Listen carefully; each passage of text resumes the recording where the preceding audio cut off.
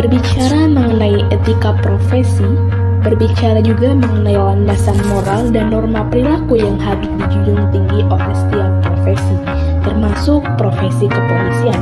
Sebagai aparat penegak hukum dan pengayomi masyarakat, anggota kepolisian tidak hanya dituntut untuk menjalankan tugas secara teknis dan administratif, akan tetapi juga secara etis dan martabat.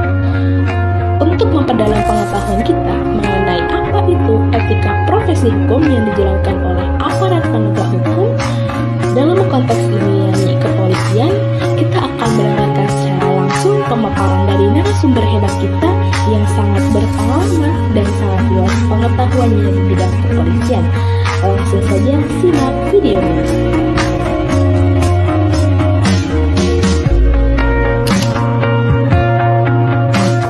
Pagi Bapak, terima kasih atas kesempatannya. Kami dari mahasiswa Hukum Tata Negara semester 6 dan Universitas Islam Indonesia di Jakarta ingin mewawancari Bapak terkait etika profesi hukum, khususnya di profesi kepolisian ini, Pak. Jadi kami akan mengajukan beberapa pertanyaan seputar etika profesi. Dimulai ya Pak. Boleh, silakan. Jadi sebenarnya kami pertanyaan pertama itu apa makna etika profesi dari kepolisian itu sendiri, Pak?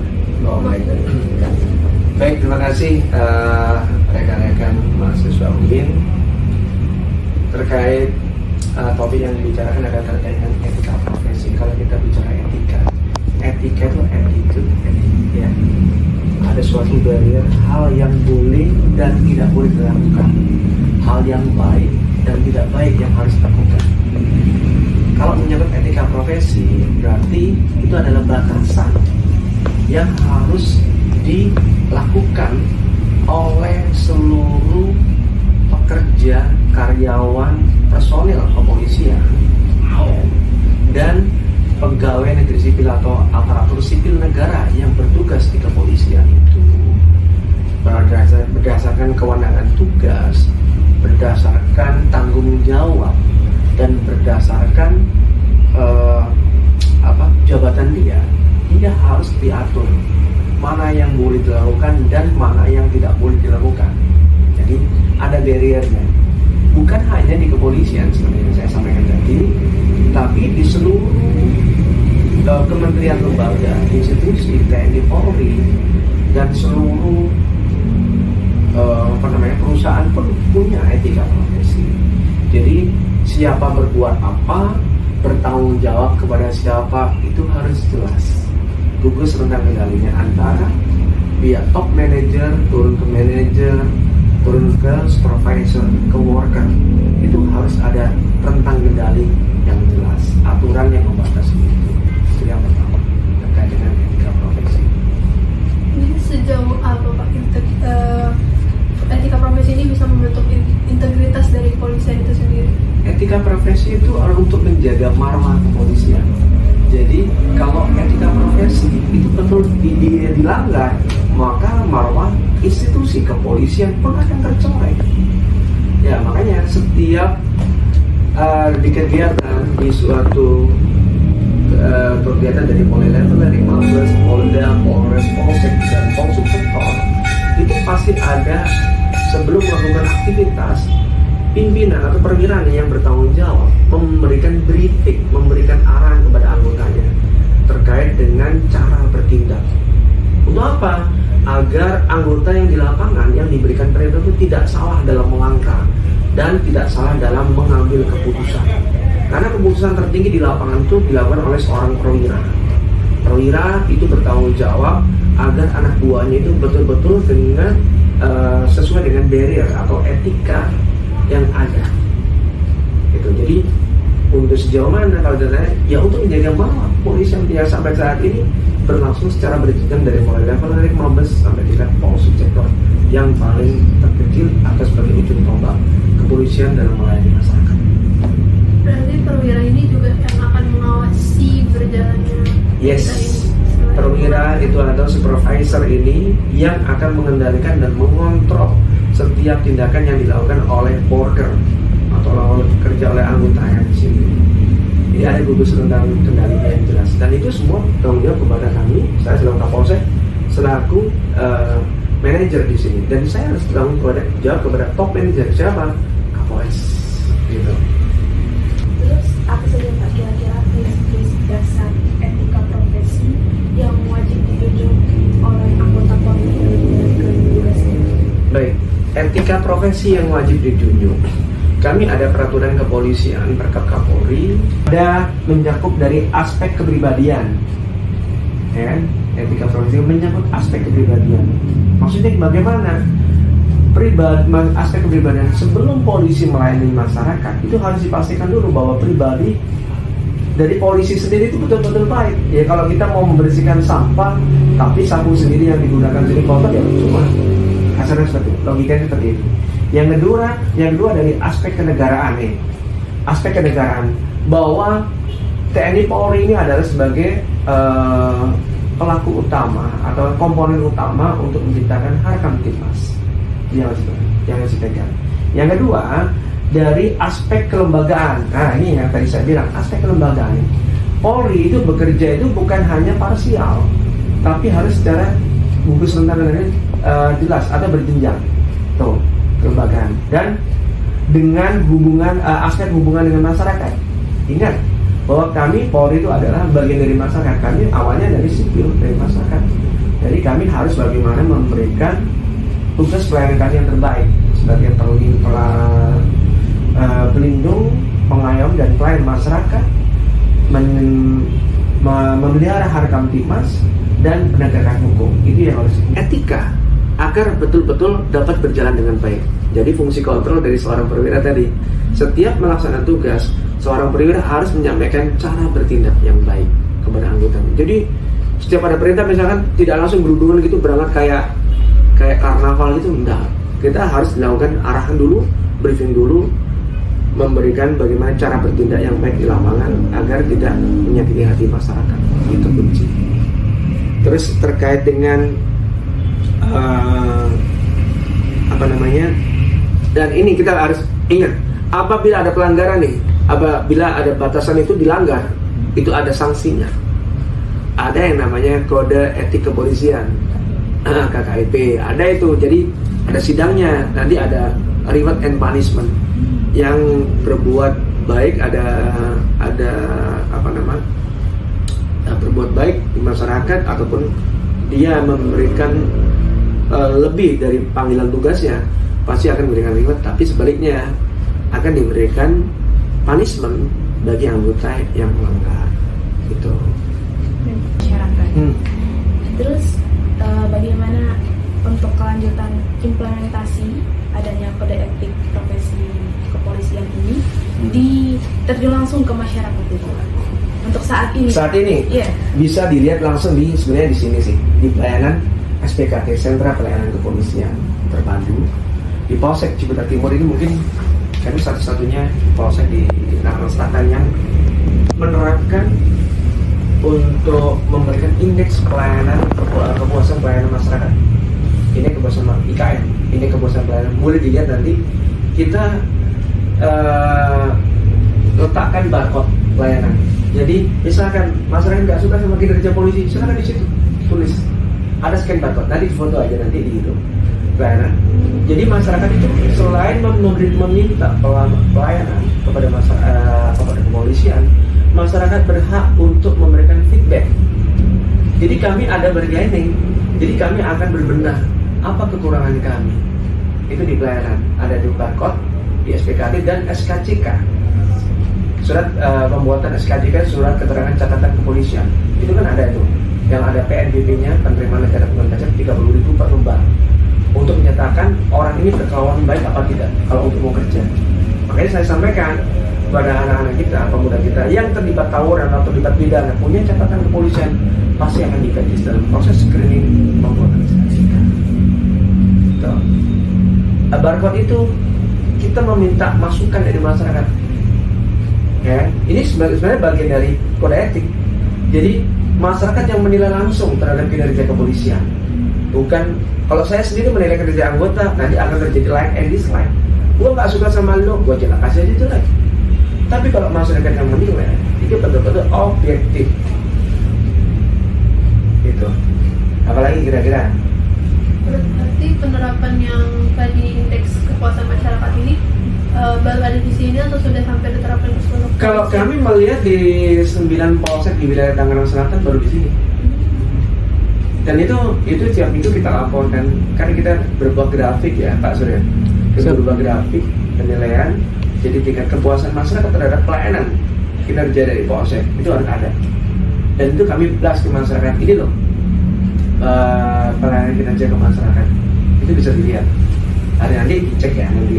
Jadi selain wawancara silakan nanti oh ini loh polsek mempunyai tingkat kepuasan pelayanan masyarakat yang secara transparan masyarakat bisa menilai kinerja kepolisian.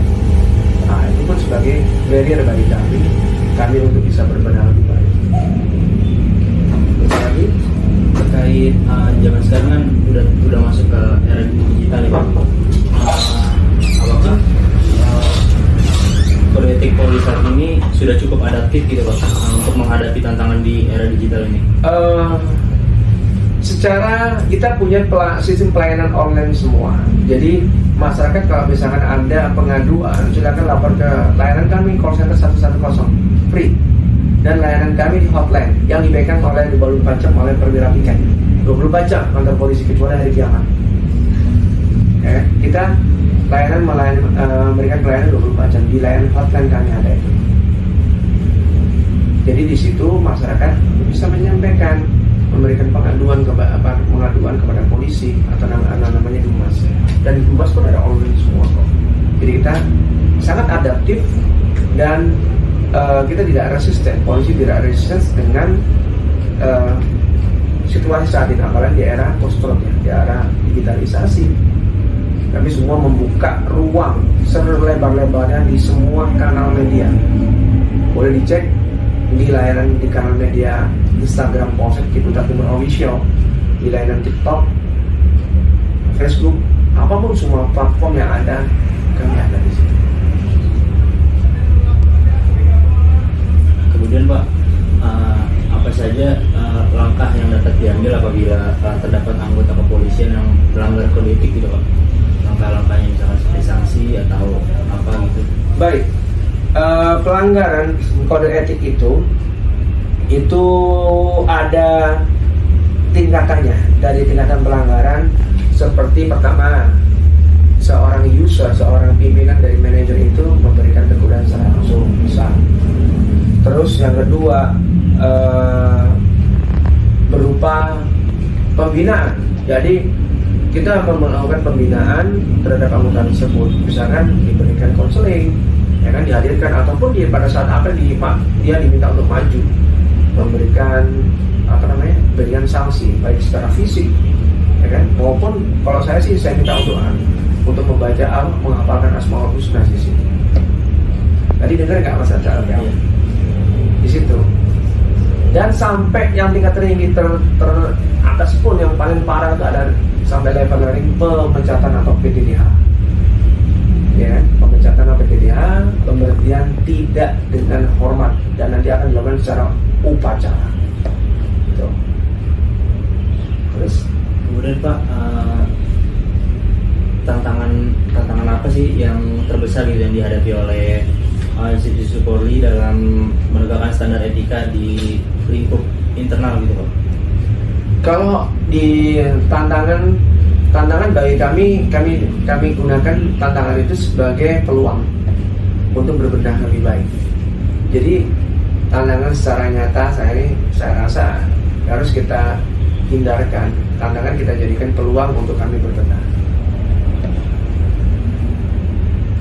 Kira-kira tantangan yang tampak saat ini apa Pak? Yang untuk jadi peluang Bapak untuk berbenah saat ini? Jadi apa betul? Baik, masyarakat, ekspektasi masyarakat terhadap pelayanan kinerja kepolisian, pelayanan sangat tinggi ekspektasinya. Makanya masyarakat silakan kalau ada kendala, silakan memberikan feedback ke kami melalui call center 110 maupun ke layanan nomor hotline yang ada kita sebar di seluruh masyarakat. Dan silakan masyarakat mengadu kepada kami. Misalnya Pak, ada anggota Bapak yang berbuat ini, monggo silakan. Ya, itu menjadi tantangan kami untuk berbenah lebih baik. Jadi kami tidak akan membiarkan terjadi terjadi penyumbatan komunikasi. Kalau ada penyumbatan komunikasi, kebutuhan komunikasi, pasti ada masalah. Itu yang kita minimalisir. Tadi kan terkait dengan pelanggaran kode etik. Apabila udah terjadi adanya pelanggaran kode etik yang dilakukan oleh anggota kepolisian, gimana sih Pak cara institusi Polri itu untuk kembali membangun kepercayaan di masyarakat itu? Baik. Bila masyarakat itu hanya bagaimana polisi melakukan strategi komunikasi, kami akan menyampaikan, misalkan dulu kasus DWP, ya kan, Jakarta Warehouse Project. Kita transparan ke masyarakat bahwa yang bersangkutan yang melanggar etika, kita sampaikan di BTDH, kan sudah dia upload tuh di semua di berita. Berarti kita menghadapi masyarakat bukan hanya di dunia nyata, seperti yang kelihatan itu, tapi masyarakat atau di dunia nyata itu kan namanya citizen ya, atau penduduk. Tapi masyarakat di dunia maya atau netizen, kita harus ayomi, kita harus berikan layanan. Jadi tidak ada kebuntuan. Netizen dan citizen itu tetap kita berikan pelayanan, kita berikan input secara secara transparan. Oh, kita sudah melakukan ini. Terkait dengan mungkin ini konteksnya jauh dari etika profesi hukum Pak. Ini terkait dengan penanganan perkara. Apabila kepolisian sedang menangani perkara yang terkait dengan tokoh publik atau misalnya pejabat, gimana sih Polri ini, institusi Polri menjaga integritas ataupun netralitas sehingga tidak terpengaruh dari tekanan eksternal gitu Pak? Baik. Dalam peristiwa hukum yang hukum pidana ini, semua berhadapan secara sama, equality before the law. Jadi semua masyarakat yang berperkara, pelapor maupun terlapor itu dalam konteks yang sama. Kita tidak akan beda-bedakan. Makanya polisi akan memberikan SP2HP, surat pemberitahuan perkembangan hasil penyidikan. Surat pemberitahuan perkembangan hasil penyidikan kepada pihak pelapor. Jadi pihak pelapor itu terupdate, oh kasus gue ditangani dengan baik.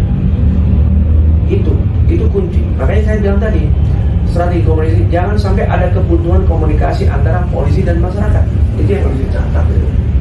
Kalau ada kebuntuan, pasti ada timbul masalah. Semua sama, jadi equality before the law ya, kita harus ingat. Aturan hukum seperti itu sama, kita panggil secara resmi, panggilan misalnya pejabat negara, pejabat publik kan. Kita panggil secara resmi, misalnya hari ini kita panggil untuk 14 hari ke depan atau 10 hari ke depan dia akan datang dengan melampirkan nomor handphone apabila atau konfirmasi kehadiran nomor handphone sekian gitu. Kita akan melakukan klarifikasi dulu pertama, minta keterangan. Polisi kan tidak ujuk-ujuk, tidak serta-merta langsung menetapkan tersangka, tidak. Kita ada prosesnya dari mulai permintaan klarifikasi, pemeriksaan semua saksi-saksi, semua alat bukti kita cek semua, petunjuk, surat, apapun ini kita harus kita melakukan penyelidikan secara ilmiah atau scientific crime investigation atau SCP. Gitu. Terus terkait maaf menyinggung sedikit tentang oknum-oknum polisi apa ya yang mungkin beritanya mulai tersebar gitu di media sosial, itu bagaimana kepolisian menjaga marwah kembali gitu, meningkatkan kesadaran kembali bahwa pentingnya adanya aparat kepolisian di masyarakat. Baik, jadi polisi, khususnya Polsek Ciputat Timur, saya minta kepada anggota, kalian lihat di media sosial, media online maupun media streaming terhadap berita-berita polisi-polisi yang jelek. Sebenarnya banyak polisi-polisi yang baik, tapi tidak terkeluar. Di sini tempatnya. Sekecil apapun kebaikan yang kalian lakukan, kalian punya prestasi tanpa publikasi. No. Tuhan memang Maha Tahu. Cuman manusia saat ini harus diberitahu. Kebaikan kita nggak kayak dulu. Dulu kalau kita melakukan kebaikan kan tutup. Tapi sekarang saya minta silakan kalian blast atau amplifikasi ke layanan-layanan kanal-kanal media kebaikan kita. Karena yang disampaikan oleh media kita yang disampaikan itu mungkin nggak tahu media nasional atau media lokal adalah polisi-polisi yang jelek. Sebenarnya lebih banyak polisi-polisi yang baik, cuma tidak terblow out. Makanya gunanya rekan-rekan semua mahasiswa ini sampaikan kalau hal yang baik. Walaupun polisi sudah berbuat baik, walaupun masyarakat belum menerima dengan baik, cuman insya Allah kebaikan yang dilakukan oleh anggota kami di lapangan hanya Allah yang mengerti. Jangan mengharap dari manusia, tetap aja nggak apa-apa. Kita nggak usah resisten, nggak usah takut dihujat. Saya katakan no fire no justice, itu betul, nggak ada masalah. Polisi bukan seperti Avenger, setiap ada yang langsung selesai, enggak. Kita butuh waktu, dan ingat, ini alasan klasik ya, tapi bagi saya sebenarnya bukan suatu hal yang parah ya. Dengan jumlah personil yang terbatas untuk melayani, ingat 525.000 jiwa masyarakat yang dilayani, hanya ada 80 orang, 13 kelurahan, 2 kecamatan, 784 RT, 257 RW.